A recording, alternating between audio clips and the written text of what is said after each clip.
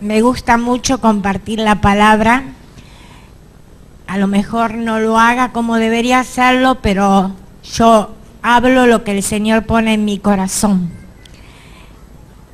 Gracias, querida. Y el Señor me ha estado hablando en este tiempo, y anoche, yo soy de muy buen dormir, gracias a Dios. No tengo problemas para dormir, pero no podía dormir porque el Señor me recordaba mi vida pasada, las cosas que yo había vivido y cómo Él había actuado, y relacionadas con el tema que vamos a hablar hoy.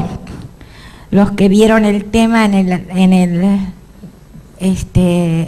la placa, perdón, me salía la palabra, saben que vamos a hablar de cómo la familia debe enfrentar las pérdidas. Y no hay ninguna excepción para ninguna familia, tenga la edad que tenga la posición social que tenga la educación que tenga, viva en el país que viva, porque hay gente que dice vivir en países más seguros, por ejemplo, que el nuestro, ¿no es cierto?, y de mejor nivel económico. No estamos excepto ningún ser humano de sufrir pérdidas. Todos sufrimos pérdidas. Ahora, ¿por qué las pérdidas llegan a nuestra familia? Cuando el Señor creó el mundo y creó al hombre, no existía la pérdida. El hombre podía tener todo lo que quería, disfrutar, ¿no es cierto? No tenía límites de posesión, nada. Pero debido al pecado, ¿no es cierto?, eso se quebró y comenzó a surgir las pérdidas en la vida del hombre. Ahora, ¿cómo vivimos nosotros las pérdidas? ¿Cómo las enfrentamos? ¿Qué sentimos como cuando estamos frente a una pérdida? ¿Qué reacciones tenemos? ¿Cómo actuamos? Saben que cuando uno está muy afectado emocionalmente, a veces no puede controlar sus expresiones, su bronca, su dolor, ¿no es cierto? Por eso es muy importante ver cómo nosotros enfrentamos las pérdidas. Las pérdidas siempre dan dolor, sea del tipo de pérdidas que sean. El Señor Jesús les dijo a sus discípulos en Juan 16:33 algo que vamos a leer. Él nos prometió acaso que nos iba a dar muchas cosas, que nos iba a dar muchas posesiones, como algunas personas predican hoy, que nos iba a preservar de todo tipo de enfermedad, nunca nos íbamos a enfermar, que no íbamos a pasar ninguna angustia ni dolor. Fíjense lo que dice el Señor Jesús aquí.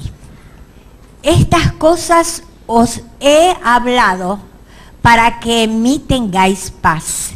En el mundo tendréis aflicción, pero confiad, yo he vencido al mundo. Quiere decir que Él no nos prometió nada lindo, felicidad completa, nunca vamos a tener problemas, no. Él dice que en el mundo vamos a tener aflicción. ¿Y qué es la aflicción? ¿No es cierto? Es la adversidad, es el padecer, es el angustiarse, es el afligirse. Eso quiere decir aflicción. Y eso, ¿no es cierto?, llega a todas nuestras vidas de una forma u otra. No podemos evitarlo. Ahora, tenemos una promesa, ¿no es cierto? Yo he vencido al mundo. La promesa de que nuestra pérdida está vencida por Cristo en la cruz. Y esa es nuestra esperanza de gloria. Ahora, Si usted no conoce todavía al Señor, pensará, ¿cómo me puede decir que yo puedo tener paz y confiar y estar tranquilo con todo el desastre que tengo en mi vida? Pero Él nos ha dejado herramientas para que nosotros enfrentemos las pérdidas. El problema es que nosotros sepamos usarlas y Él nos enseña a usar esas herramientas. Él nos da la forma de vencer el dolor de la pérdida. Hay pérdidas que son menos dolorosas que otras según el carácter de la persona. Por ejemplo, si una persona pierde un bien material, por ejemplo, le chocan el auto y quedó cero y no tiene seguro, no va a estar muy contento, ¿no es cierto? No va a estar muy contento. Ahora, también puede ser que le chocan el auto y tenga seguro. Entonces, hay pérdidas que nosotros podemos evitar y hay otras que son inevitables. Por ejemplo, un terremoto. Miren ahora lo que está pasando en la isla de Hawái, que la lava y la maxa está cubriendo gran parte de la isla. No hay muertos por ahora, pero hay muchas pérdidas materiales y no se sabe cuándo va a parar eso. Ahora, la gente que perdió la casa no debe de estar muy feliz, muy tranquila, con mucha paz a lo mejor.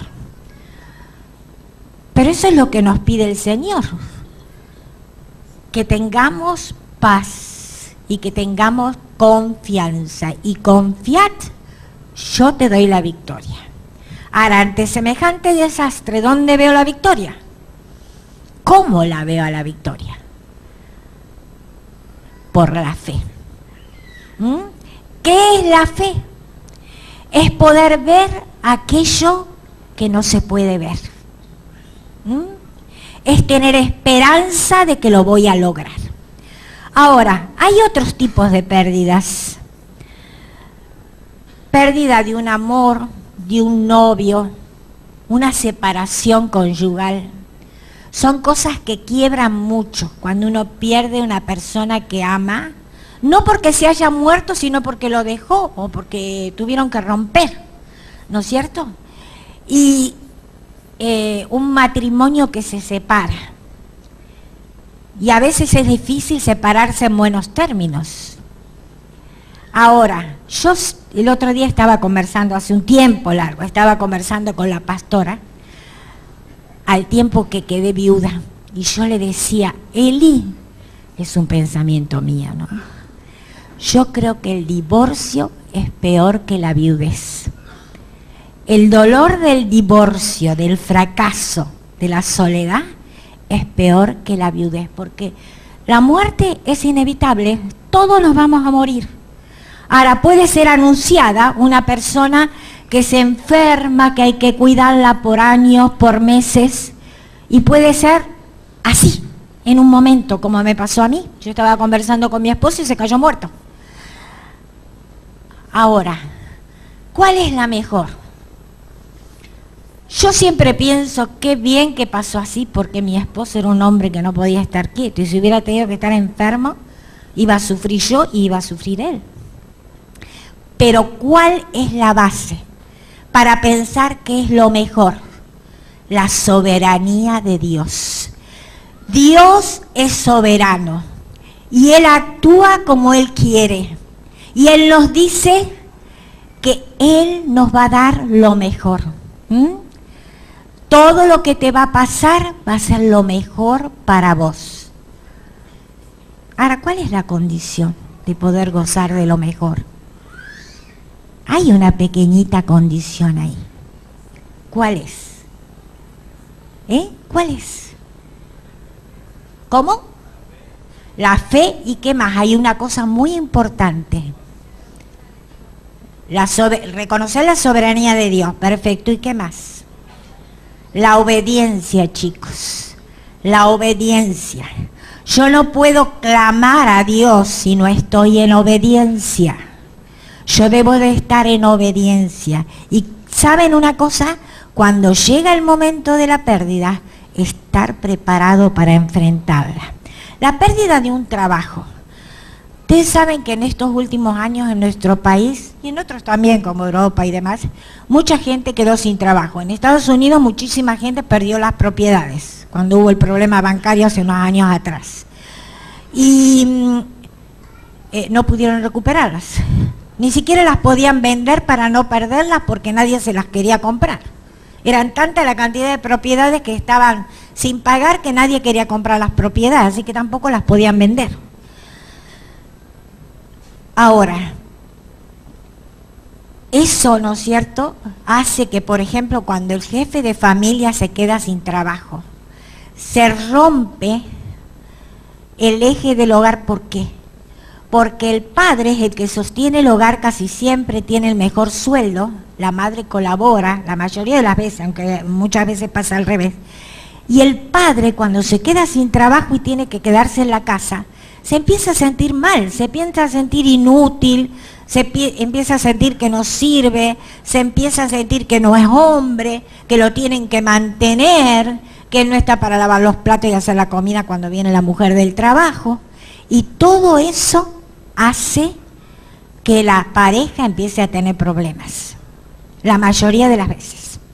¿Y saben cuál es otra causa que hace que las parejas tengan problemas, aunque parece mentira? La muerte de un hijo. La muerte de un hijo casi siempre, muchas veces, miren, un gran porcentaje termina con la separación del matrimonio. No lo pueden superar y se echan la culpa uno al otro. Llega un momento que se echan la culpa uno al otro. No lo pueden superar y se separan. Yo conozco muchos matrimonios así. Ahora, ¿cuál es la forma de aprender a enfrentar las pérdidas? Otra cosa, que esto a veces les pasa a los más jóvenes, es no poder lograr las metas que se pusieron. Por ejemplo, dijeron, bueno, cuando yo salga del secundario, voy a ir a la universidad, voy a ser ingeniero, voy a ser doctor, voy a ser técnico en computación, lo que sea. Y no pudieron hacerlo. Llegó la mitad de la carrera a lo mejor y se tuvieron que casar. Entonces se casan y ¿qué pasa? Ya no es lo mismo estudiar con niños que estudiar solo y mantener un hogar. Entonces a veces se cansan y dejan el estudio. Ahora, eso es evitable. ¿Por qué? Porque son malas decisiones que nos llevan a pérdidas. Si yo me propuse hacer una carrera, yo tengo que hacer mi carrera y después que terminé mi carrera, ahí me caso. Pero a veces nos tenés, entre comillas, que casar. Entonces, consecuencia de la desobediencia. Ahora, miren, a veces hasta hay pérdidas imaginarias. Las pérdidas son reales cuando nos suceden, ¿no es cierto? Si yo pierdo un vehículo, pierdo una casa, hice un mal negocio, me estafaron, me deja mi novio, todo eso son cosas reales. Pero hay personas que se imaginan cosas, que se imaginan que van a tener pérdida. Entonces, un esposo obsesivo en los celos, o una esposa, y se da manija y se empieza a imaginar que su esposo fue y habló con esta persona y que su esposa salió con el otro. Y todo es novela en la cabeza, no existe. La empieza a controlar, si tiene plata le pone un detective para que la siga. Y, ¿no es cierto? Y todo es inseguridad de la persona que siente celos, ¿no es cierto? Eso es pecado porque eso viene del diablo. Los celos y contienda vienen del diablo. Entonces, hay una causa de la pérdida. Ahora, para aceptar una pérdida tenemos que pasar un proceso. A veces hay personas que no les cuesta mucho, tanto como otras. pero hay personas que les cuesta aceptar la pérdida, ¿no es cierto? Entonces vuelven a la casa del cementerio. Por ejemplo, para mí yo creo que las peores pérdidas son las de muerte. Se te muere un hijo, se te muere el marido, se te muere el padre, se te muere la madre. Y entonces volvemos a la casa y encontramos la casa vacía. La esposa va al dormitorio y no está el esposo. Abre el placar y está lleno de su ropa.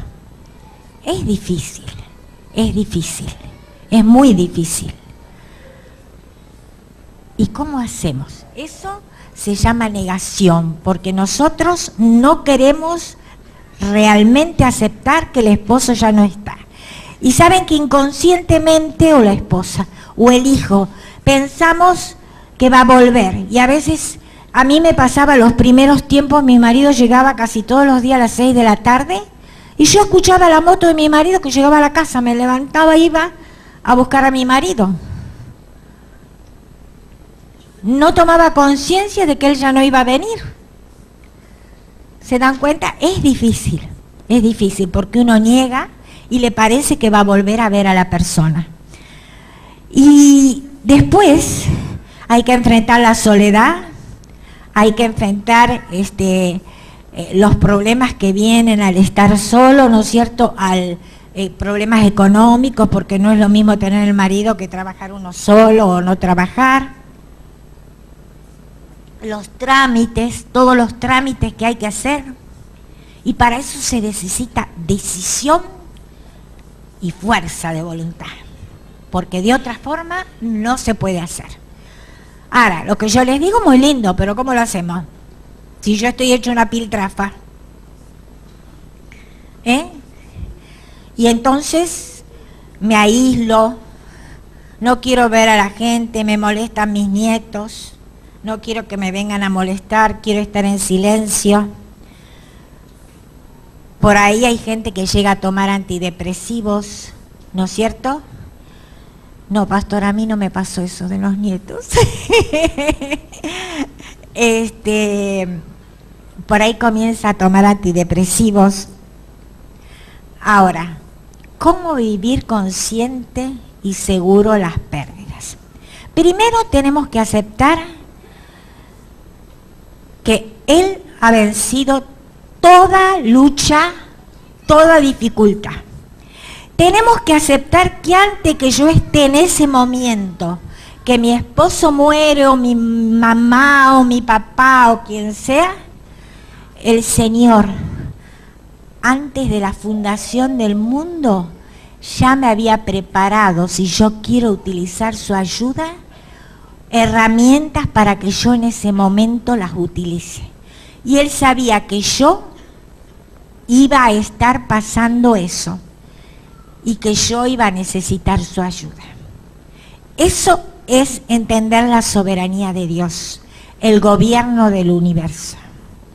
Ahora, Él nos ha dicho que Él ya tiene la batalla ganada. Ahora, ¿cuál es el problema?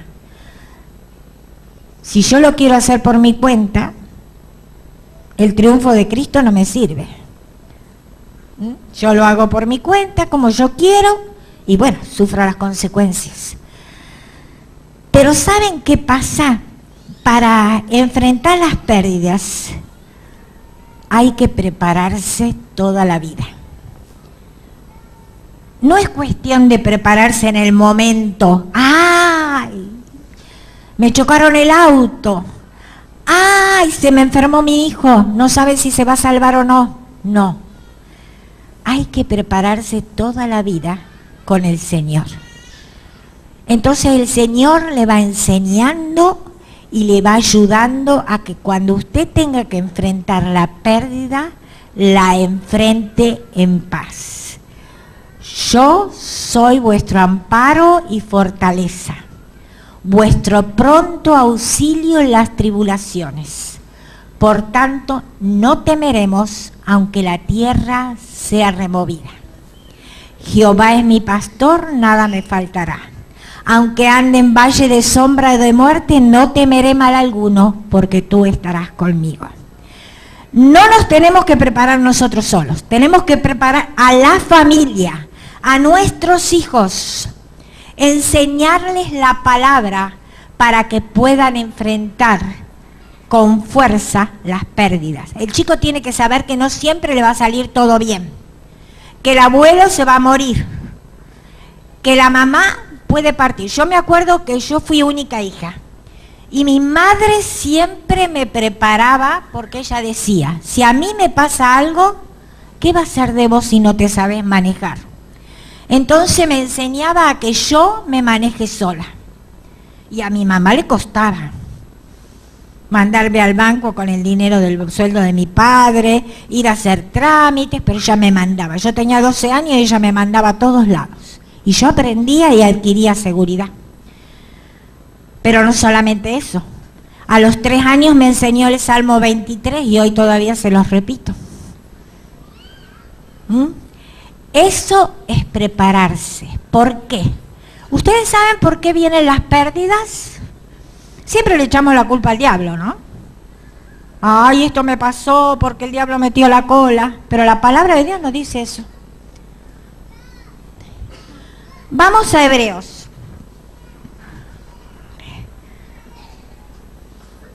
Capítulo 6. Ay, no me acuerdo el versículo, creo que es 9 y 10. A ver. No lo puse ahí, chicas. Pero la palabra de Dios dice ahí,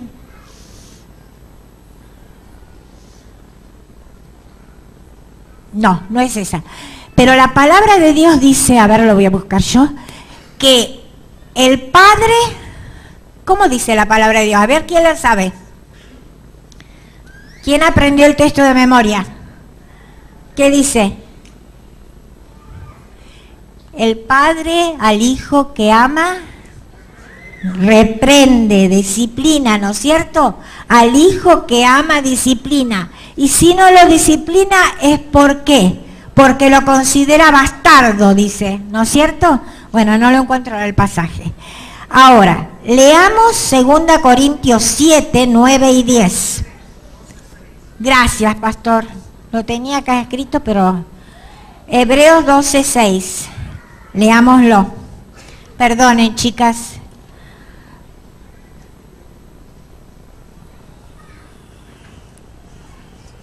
Fíjense lo que dice acá. Hijo mío, no tomes a la ligereza la disciplina del Señor, ni te desanimes cuando te reprenda, porque el Señor disciplina a los que ama y azota a todo aquel que recibe por hijo. Los que soportan es para su disciplina, pues Dios los está tratando como a hijos. ¿Ustedes disciplinan a sus hijos? El padre que no disciplina a los hijos es porque no los ama, porque después el hijo sale cualquier cosa, si lo dejamos hacer lo que él quiere. ¿No es cierto? Y cuesta disciplinar a los hijos.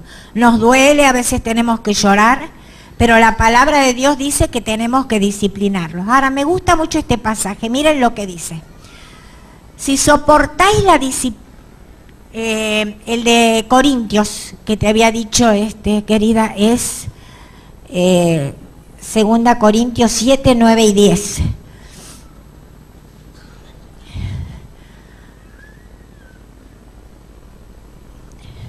Sin embargo, ahora me alegro, no porque se hayan entristecidos, sino porque su tristeza los llevó al arrepentimiento. Ustedes se entristecieron tal como Dios lo quiere, de modo que nosotros de ninguna manera los hemos perjudicado.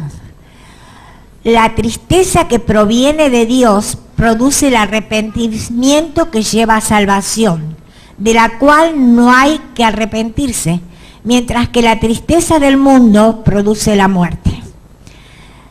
Cuando usted siente tristeza por la pérdida, cuando Dios lo disciplina, si usted se ha preparado para enfrentarla, Dios va a hablar a su corazón.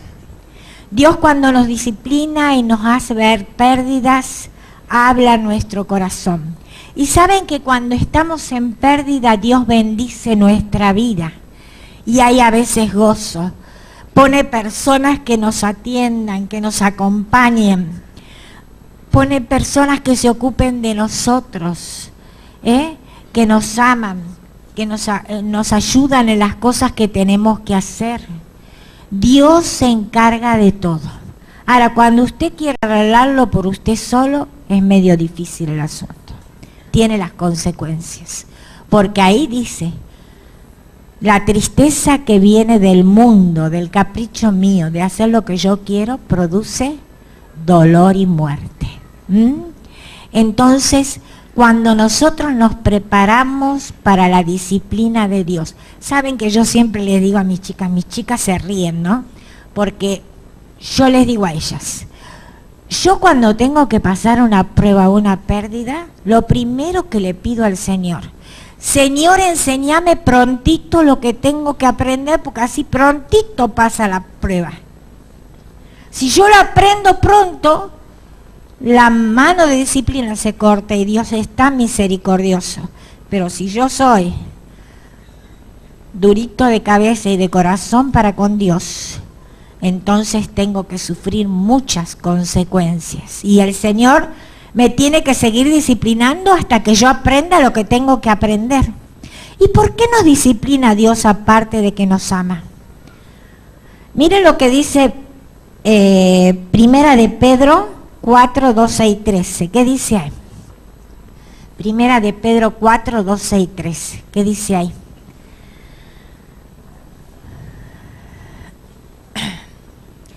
Queridos hermanos, no se extrañen del fuego de la prueba que están soportando como si fuera algo insólito. ¿Por qué me pasa esto a mí? ¿Por qué Dios permite que yo tenga que pasar esto? Me tenga que quedar sin mi casa, tenga que quedarme sin trabajo, mis hijos se enfermen. ¿Por qué a mí? ¿Y por qué te asombras? ¿Qué te pasa a vos? Si Dios ya te ha avisado que va a pasar eso. Ahora, el problema es si estás preparado para pasarlo o no. Si te has preparado con el Señor, con la palabra, con su voz que te habla, y a través de la palabra va preparando tu corazón para que sepas, y habla a tu mente y te da las decisiones que tenés que tomar. Si vos tenés comunión con el Señor, Él te habla para afrontar la pérdida. Ahora, nuestra costumbre es acordarnos del Señor cuando estamos pasando la pérdida y no antes. Antes oramos rapidito, leemos el versículo, no estudiamos bien la palabra, tenemos mucho trabajo, pero cuando viene la pérdida, me levanto a las 5 de la mañana, leo la Biblia, me rompo las rodillas, ¿no? Pero eso lo tengo que hacer antes. Eso lo tengo que hacer antes porque eso es lo que el Señor me enseña. Deuteronomio 8, 5 y 6 nos muestra que la adversidad Dios la permite para mostrarnos qué hay en nuestro corazón. A través de la adversidad, Él sabe lo que hay en nuestro corazón, pero nos muestra a nosotros, porque a veces nosotros ni sabemos qué tenemos adentro. No nos conocemos a nosotros mismos, nos conoce mejor el diablo que nosotros. Reconoce en tu corazón que así como un padre disciplina a su hijo, también el Señor tu Dios te disciplina a ti. Tenés que entenderlo en tu corazón, dice. Tenés que comprenderlo y que Él te muestre qué hay dentro de tu corazón. Y eso te va a ayudar a cambiar las cosas que tenés que cambiar. Hay que recordar de dónde nos sacó el Señor. ¿No es lindo? Yo tengo una señora en la célula del Cadillal que ella siempre me dice, a mí no me gusta hablar de lo que yo viví en el pasado, porque ella vivió muy feo, pero no lo vamos a estar contando todo el día, dice ella. Pero a veces hay que acordarse de dónde nos sacó el Señor, aunque sea muy feo, porque eso nos muestra el amor y la misericordia que Él tenía y dónde nos trajo. Recuerda el carácter de Dios. Dios te ama, es paciente, es misericordioso, ¿no es cierto? Y ¿Saben también para qué nos disciplina el Señor? Para utilizarnos en el servicio de su iglesia. Él tiene que enseñarnos de alguna manera. Entonces, a través de la disciplina, nos enseña para ponernos a punto para utilizarnos en el servicio de la iglesia. Y, ¿saben? Yo siempre digo, piensen que le piden al Señor cuando oran. Piensen mucho que le piden al Señor. Porque a veces decimos, ay Señor, dame paciencia, por favor. Dame paciencia para que pueda aguantar los chicos. Ay Señor, dame fe para que pueda crecer. Y el Señor te la va a dar a través de la disciplina, la paciencia y la fe. Así que si estás pidiendo, tené cuidado lo que pedís, si estás dispuesto y preparada para recibirlo. Por eso no conocemos lo que tenemos en el corazón. Y por eso erramos también en nuestras peticiones. Saben, yo me acuerdo en mi familia, fue una familia muy feliz, pero tuvimos muchas pérdidas. Pero yo tengo tantos recuerdos hermosos, aunque les parezca mentira, de los momentos de pérdida. Porque uno de los momentos de pérdida ves cómo es la familia. Yo me acuerdo, yo tenía 20 años, estaba en el seminario, mis padres vivían en San Juan, yo en la capital. Mi abuela, la madre de mi padre, vivía con mis padres. Y mi abuela, la otra, vivía en La Plata. Pero se había ido a vacacionar a Mendoza. Y ahí teníamos un tío. Bueno, primero fue mi abuela, la madre de mi padre. Ella se levantó una mañana y le dice a mi mamá, qué lástima que no puedo hablar con Norita, porque si ella supiera que el Señor me va a llevar, vendría a despedirse de mí. Al otro día no se despertó más. El Señor te entrena y si vos estás en comunión con Él, te muestra sus misterios. Y tenés el privilegio de que el Señor te prepara para eso. Pero eso se adquiere en comunión con el Señor. El Señor nos va mostrando y mostrando. Yo me acuerdo la semana anterior a fallecer mi esposo me sentó en el escritorio y me empezó a indicar todos los papeles de la jubilación, los papeles de esto, los papeles del otro. Y me empezó a preguntar, ¿te acordás de esa canción al entrar en la presencia de tu divinidad y contemplar la hermosura de tu majestad? Ponémela en internet. El Señor le estaba hablando ya, le estaba mostrando. A lo mejor en el momento él no se dio cuenta, como yo tampoco, pero ya el Señor estaba preparando su vida. Y así es el Señor de amoroso con nosotros. ¿Cómo nos prepara para las pérdidas si nosotros queremos dejarnos tocar por Él? En Habacuc dice, aunque la higuera no florezca ni las vides den fruto, con todo yo me alegraré en el Señor. ¿Usted se va a alegrar cuando no tiene que comer? Pero ¿sabe una cosa? Se va a alegrar. Porque Dios dice, no he visto justo desamparado ni su semiente que mendigue pan. Si usted está con el Señor, en el momento de comer va a llegar alguien que le va a traer comida. A mí me ha pasado. Porque Dios cumple sus promesas. Así que se va a alegrar. Y esas son las cosas que nos alegran en las pérdidas. Gozaos y regocijaos en el Señor siempre. Otra vez os digo que os gocéis. Y vuestra gentileza sea conocida por todos. Saben que cuando nos va mal nos enfurruñamos con todo el mundo y a todo el mundo lo tratamos mal. No, nuestra gentileza debe de ser conocida por todos. En Amós 4:12, Amós 4:12 dice: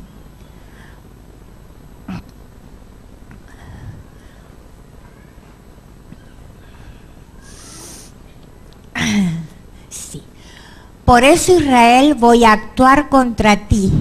Y como voy a hacerlo, prepárate, Israel, para encontrarte con tu Dios. Hay otra versión que dice, prepárate para venir al encuentro de tu Dios. Dios te va a disciplinar, pero te dice que te prepares para encontrarte con Él. La disciplina, la pérdida, es un encuentro personal con el Señor, es la familia. La familia. Un niño tiene que saber por qué ha partido el abuelo. Yo me acuerdo que mi nieta, una de las gemelas, mi marido la llevaba en la carretilla cuando eran chicas, ¿no? Ellas tenían 3 años, 4 cuando murió mi marido.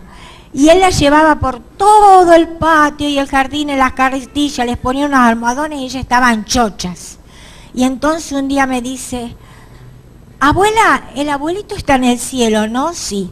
Ay, dice, yo estoy contenta porque cuando yo vaya me va a llevar en una carretilla de oro. Eso es la fe del niño. Y eso es lo que el Señor nos pide a nosotros. Prepárate para encontrarte en la disciplina con el Señor. Prepárate y prepara a tu familia para enfrentar la pérdida en paz y en gozo con Él. En gozo de las bendiciones que te dan la prueba. El gozo de sentir el cariño de los demás. Por ejemplo, yo hoy tengo que dar gracias a Dios por los líderes y los pastores de esta iglesia, cómo se ocuparon de mí cuando me sentí descompuesta. Y eso es un gozo. Yo no quería sentirme descompuesta antes de predicar, quería sentirme bien. Pero Dios lo permitió para que yo pudiera conocer el cariño de ellos.